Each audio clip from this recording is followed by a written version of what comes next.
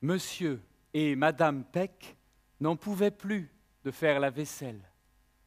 Chaque matin, chaque midi, chaque soir, toute la semaine, tout au long de l'année, sans jamais pouvoir la finir, en devant toujours la recommencer le lendemain. Alors, Monsieur et Madame Peck décidèrent de faire un enfant pour qu'il lave la vaisselle à leur place. C'est ainsi que Raoul Peck naquit.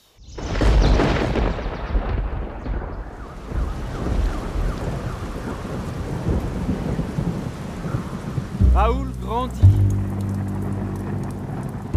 La vaisselle sale grandit en même temps que Raoul. Le jour des 7 ans de Raoul, Monsieur et Madame Peck lui offrent un tablier en plastique. Et après le repas et le gâteau, ils lui proposent de faire la vaisselle.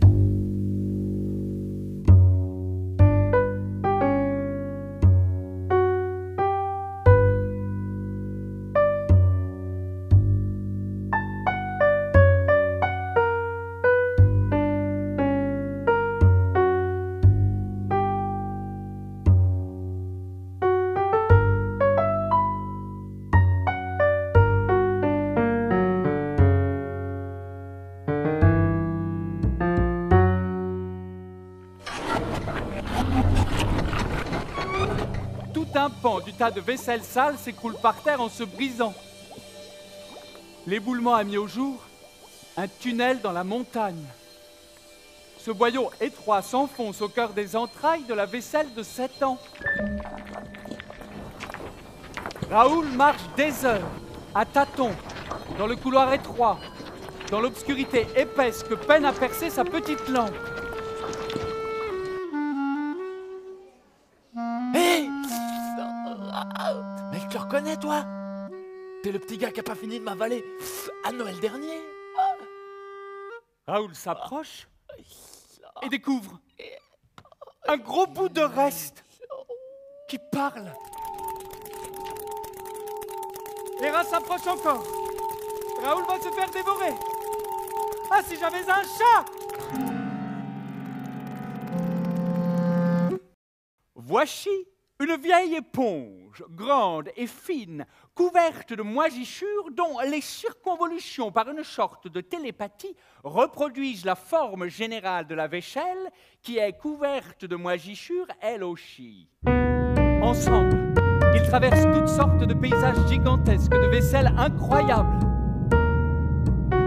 Parfois, ils sont attaqués par des bestioles, mais Raoul les repousse en les éclairant avec sa lampe de poche. Frigorifiés, ils gravissent des montagnes enneigées de mousse de vaisselle et des précipices traversés par des ponts improbables en piles d'assiettes collées les unes aux autres par de la crasse.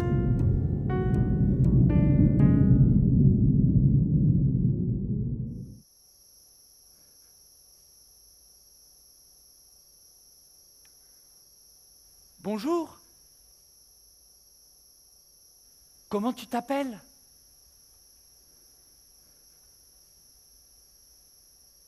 Je ne sais plus.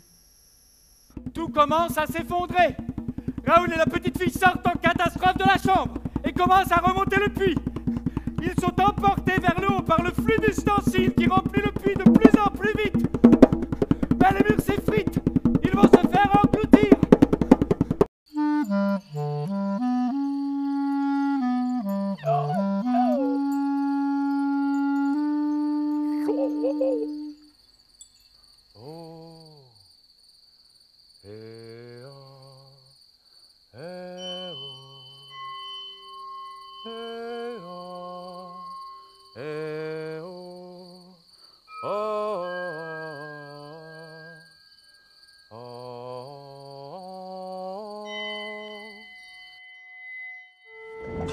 Ils avancent tous les deux sur le chemin du retour.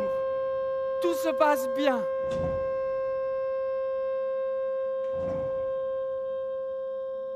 Et puis,